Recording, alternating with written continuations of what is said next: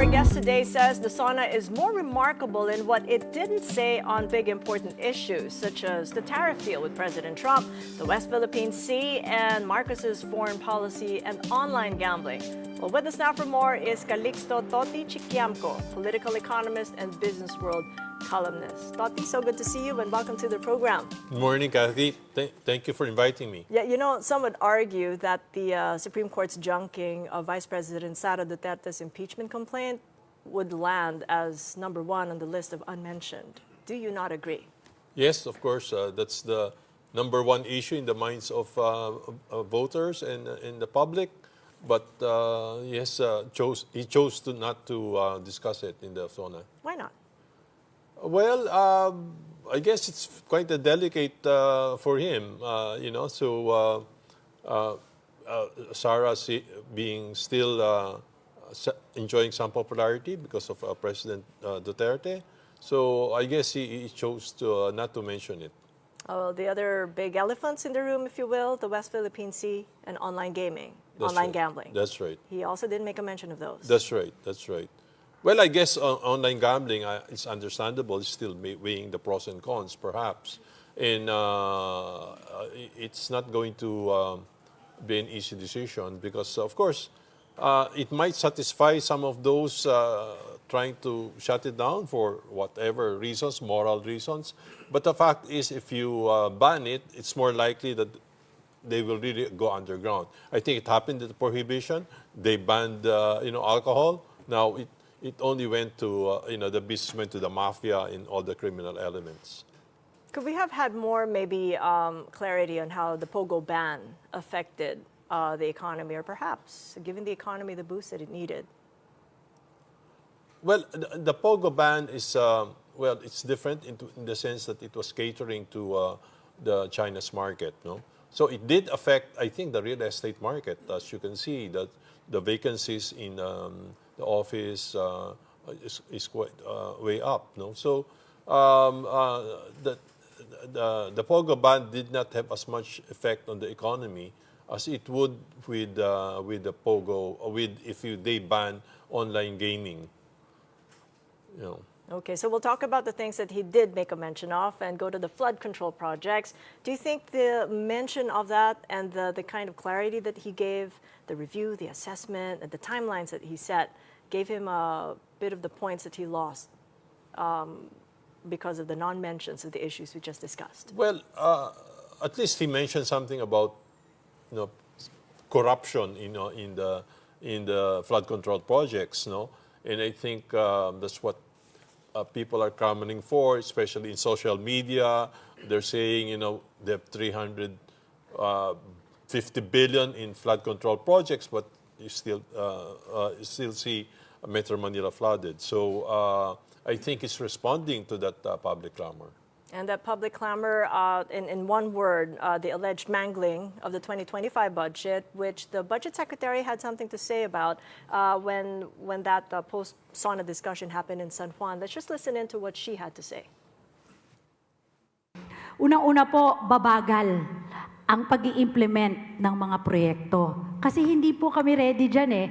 Ang napag-usapan po namin sa loob ng 6 na buwan, yun po yung alam namin kung paano implement at saka paano isakatuparan. So pag magkaroon po ng mga bagong proyekto na hindi po consistent sa ating mga programa, mahihirapan po kami i-implement itong mga to. Madidelay po ang proyekto pag hindi po consistent ang ating budget doon sa inaprubahan po ng executive. Madidelay po ang mga proyekto. That's what really resonated. To what extent do you think that might have an impact on, number one, construction spend? Because we already underspent in the first quarter of this year, and the impact it would have on the GDP. Well, I think Secretary Amina's point is that if the Congress tries to insert new projects which is not consistent with the national expenditure plan, that is probably going to have an effect in terms of slower implementation. So that will have an effect on maybe a lower GDP, because then your construction spending will probably not be as planned. So does that give more credence then to what you've really been fighting for? In a recent column, not very long ago in June, you strongly advocated for undervaluing the Philippine peso. After SONA and what you've heard and not heard, do you think that that becomes a stronger case to weaken the peso? I think it's a stronger case now that we have a deal with Trump in which our tariff went down by 1% only from 20 to 19%. We lost our competitiveness with respect to the other countries. As you know, Vietnam went from 45 to 20%. So instead of investors coming here to take advantage of our lower tariff, they'll probably go back to Vietnam, right?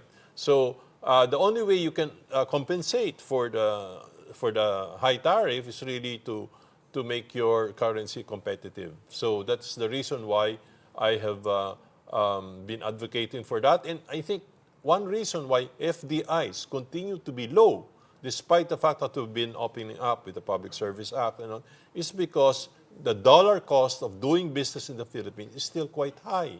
And another reason why, for example, tourism, we're in the lower ranks of tourism numbers, no? Because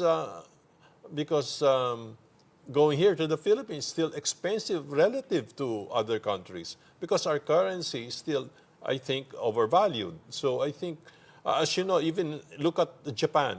It has been depreciating. That's why now there are so many tourist numbers in Japan. So that's one reason. It will, I think, stimulate the economy. It will give OFWs more purchasing power. It will protect our BPOs, especially now they're challenged by AI.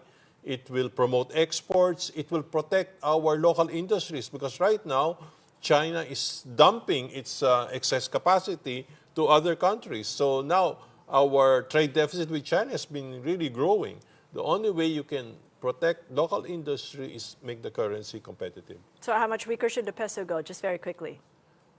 Well, if you ask me, it's around maybe 10% depreciation. But, Dr. Fabel thinks it should be higher. So we're talking 70? 70 to the dollar? Dr. Fabela thinks it should be 70. And do you think it should be 70? I think it should be at least 10% depreciation. So we're now, 56, 57. So at least 10%, 5 to or more. All right. We'll keep tabs of that pretty controversial suggestion, but thank you so much All for right. joining us. Okay, Toti thank you. Chikiamco, BusinessWorld columnist and political economist.